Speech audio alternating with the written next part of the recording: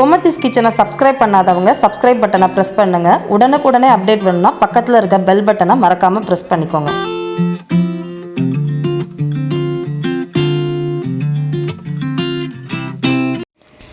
Hello friends, welcome back to Gomathi's kitchen.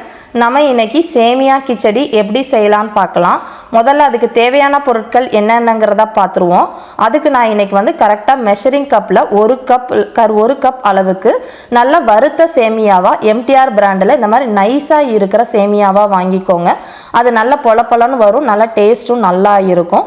ஒரு cup அளவுக்கு இந்த சேமியாவுக்கு ஒரு கப் அளவுக்கு நான் இன்னைக்கு பச்சை பட்டாணி, உருளைக்கிழங்கு, கேரட், பீன்ஸ் எல்லாத்தையும் இந்த மாதிரி பொடியாக நறுக்கி எடுத்து வச்சுருக்கேன்.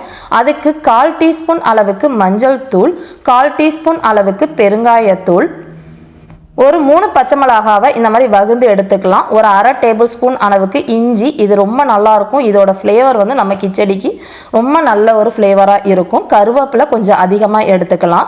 உப்பு தேவையான அளவு, ஒரு 2லேருந்து 3 டேபிள் ஸ்பூன் அளவுக்கு ஆயிலும், 1 டேபிள் ஸ்பூன் அளவுக்கு நம்ம நெய்யும் இதுக்கு எடுத்துக்கலாம்.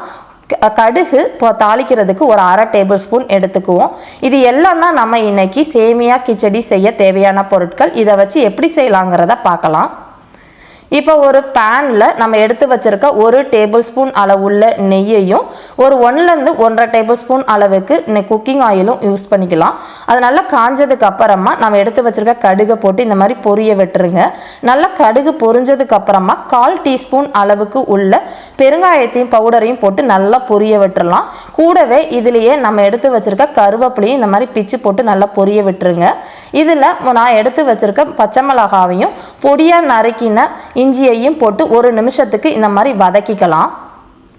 அது நல்லா வதங்கினதுக்கு அப்புறமா எடுத்து வச்சிருக்க காய்கறிகளையும் போட்டு மீடியம் தீயிலே அது 3/4 பதம் வர அளவுக்கு வதக்கிக்கோங்க. கூடவே இதில் மஞ்சள் தூளும் ஆட் பண்ணி நல்லா வதக்கி விட்டலாம். இதுக்கு தேவையான அளவு உப்பும் போட்டு நல்லா வதக்குங்க. இது 3/4 பதம் நமக்கு 3லேருந்து 4 நிமிஷம் வதக்குனீங்கன்னா சீக்கிரமாக இது வேகக்கூடிய காய்கறிகள் கொஞ்சம் வெந்துடும்.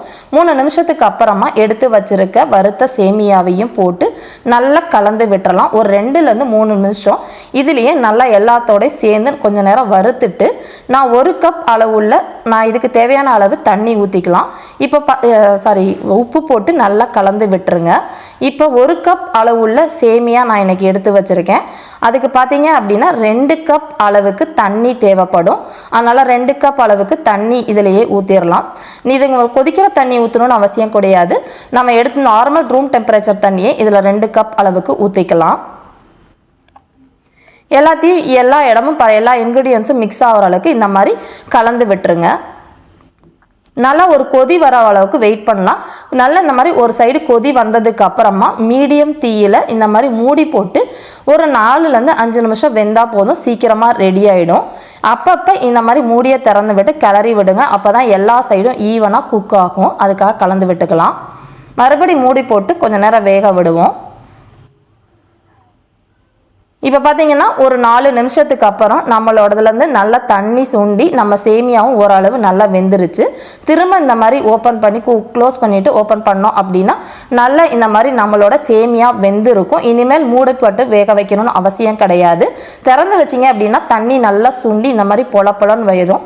கடைசியாக கொத்தமல்லி தூவி இறக்கிட வேண்டியதான். நம்மளோட சேமியா கிச்சடி தயாராகிடுச்சு. இதை நீங்கள் செஞ்சு பார்த்துட்டு கமெண்ட் பண்ணுங்கள். இந்த வீடியோ பிடிச்சிருந்துச்சுன்னா லைக் பண்ணுங்கள், ஷேர் பண்ணுங்கள். மறக்காமல் எங்கள் சேனலை சப்ஸ்கிரைப் பண்ணி வச்சுக்கோங்க. தேங்க்ஸ் ஃபார் வாட்சிங்.